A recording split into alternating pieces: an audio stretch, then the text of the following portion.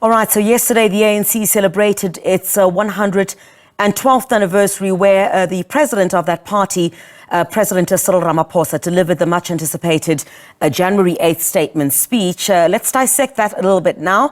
We're joined by political analyst Dr Pali Lehohla for some comprehensive analysis, providing us with an understanding, of course, of the importance of that ANC rally and the way forward and some of the things that were touched on by the ANC President Cyril Ramaphosa. Dr Lehohla, thank you very much indeed for your time. First of all, let me get your sentiments on what was shared by the ANC President yesterday to those throngs of supporters as well as members of the ANC. Well, let me make a disclaimer. I thought the discussion was going to be about South Africa's delegation to The Hague. Oh. But nonetheless, that now you have thrown a curveball at me.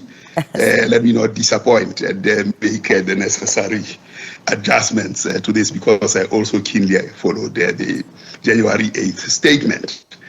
But first, given that I expected the team that went to the International Court of Justice, South Africa put the best foot forward, and that it was its moral justification and moral obligation to do so, because there are only two states that have been declared as states that show apartheid.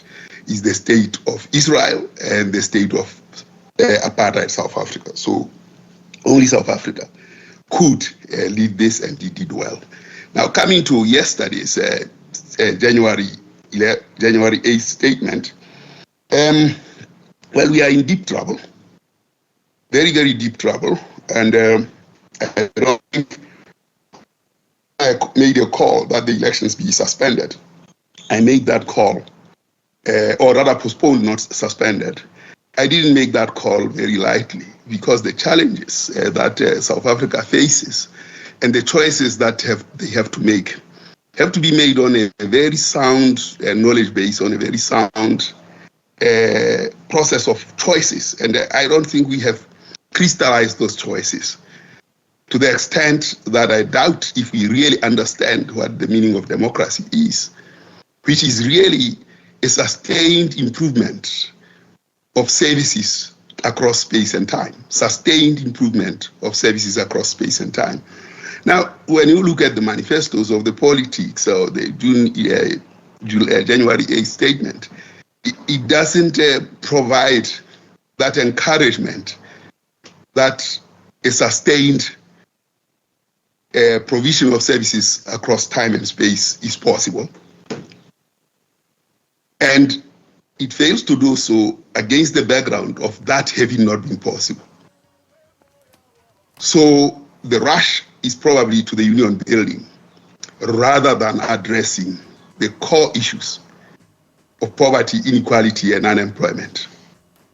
Would then, Dr. Lehohla, the calling off of the elections or postponement of the elections be then a justified way to deal with some of these aspects? Because the issues, like you correctly point out, relating to service delivery, there are concerns by South Africans that those are not the issues that are being dealt with, but more so the focus is from some political parties, if not all, a rush to occupy position rather than deal with issues of service delivery that have beset millions of South Africans. Millions. Indeed. I mean, if you take, for instance, education, and if you look at education as the provision of skills to society in order to tackle the challenges and sustain the benefits of that future, when it comes to blacks and colors, the translation, both the skill execution, the availability of skills, has remained very low in the past 30 years. The translation of those skills into work have also remained very low. They are a third of what exists amongst Indians and amongst whites. Until and unless you address those and say, what is it that we need, we are not going to get anywhere. The sad part is that when you ask South Africans around what their priorities are, Education comes at number 15, priority number 15. So little wonder why we are trapped as blacks and coloreds in a 15% skilled labor for blacks and about 20% for coloreds in a population that represents 90% of South Africa against 65% of skills amongst whites and 60% amongst Indians. And Indians actually going to exceed whites, which is the remainder of the population, 10%. So the challenges are very grave, and an election is not going to solve these challenges. What's going to solve these challenges is to confront the reality, discuss that reality, and then on the basis of that discussion, then the public can give a mandate to a political party to go and deal with this. Yeah. So the rush to an election, for me, is an equivalent of a rush to the union buildings and not to provide what is necessary for South Africans, particularly in this period of crisis. Dr. Lehohla, let's move now to, of course, South African government taking Israel to the International Court of Justice. I want to talk about the reflections of what South Africa advanced. Is it enough to convince the ICJ that Israel indeed has, a case to answer here for the deaths that have taken place, and perhaps you could also incorporate that with what Israel's rebuttal the following day, basically saying, basically rubbishing what South Africa had advanced before that court? Well, I didn't expect much from Israel. When I was statistician general, there were allegations by Palestinians that Israel had actually taken the documents of the census of Palestine in order to target the Palestinians. That was way back in 2005. That behavior has not changed. So that Israel had done what it has done and it wants to defend itself and is supported by Germany is yet another scandal of the 21st century.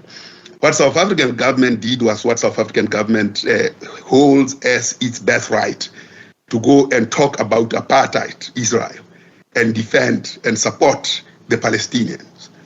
What South Africa has done is a seismic change in world power in terms of creating a multipolar system in the country. This case of Israel is a very classical case of somebody who benefited from sympathies across the world, yet they have impugned the same on Palestinians. It is the danger of a victim becoming a victimizer until and unless we understand the process of healing. Victims can transform very, very quickly into victimizers. And South Africa is trying to wean itself of the possibility of drifting into a victimizer itself by taking the case of Palestine to that high court. And the South African delegation of all forms, from the private sector, the government, and everybody, demonstrated that when we put people, planet above profits, a seismic change in world affairs can occur. And it no longer matters now. That train is rolling. Whatever the ICJ says, it no longer matters.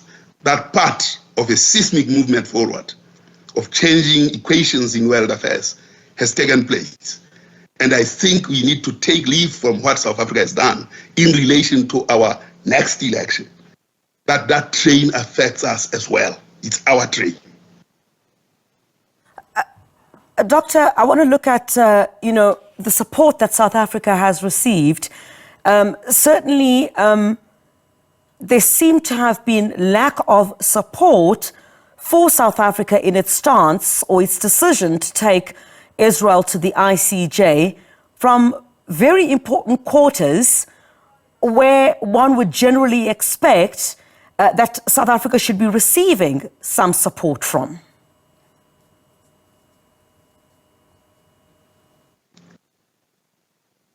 Well, it wasn't unexpected. That club has been a club that has been supporting apartheid all along. it declared all liberation movements movements of evil. You can't expect them to change their spots.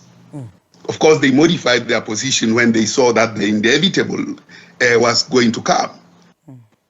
Now, what they have shown is that the last vestige of resistance to a global change in the order of economics. So South Africa has removed that fulcrum that held that balance of exploitation of the global South by the global North. So it is not unsurprising at all that the global North didn't support South Africa. However, with or without their support, the global change, the momentum is moving ahead. The train of the South is moving ahead. And South Africa, under Madiba's guidance, has done that. May I raise the question that I raised in one of my opinion pieces, that we actually have to be consistent and coherent in our actions.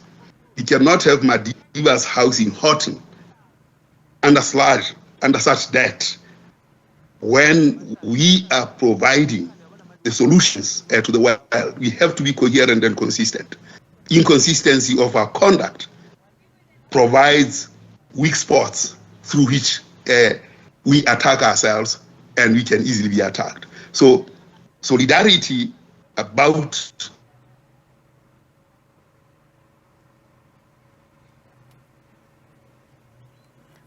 All right, we do apologize for that. A bit of a break in our connection with Dr. Pali Lehohla, but we got the gist of what he was saying, of course, commenting on the January 8th statement that was delivered by the ANC President Cyril Ramaphosa yesterday. And also, of course, I'm sure we can show you on our screen now, the South African delegation, the legal delegation that represented the country at the International Court of Justice, will be arriving at OR Tambo International Airport today after advancing, of course, South Africa's presentation, accusing Israel of a genocide.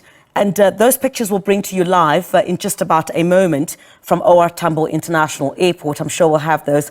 All right, we seem to have lost those visuals, but my colleague Kaelihle Khumalo is there. We'll be crossing to him as soon as that team makes their way through the terminals there as they arrive. South Africa's stance, of course, being that they've advanced enough at the International Court of Justice for that court to find in its favor.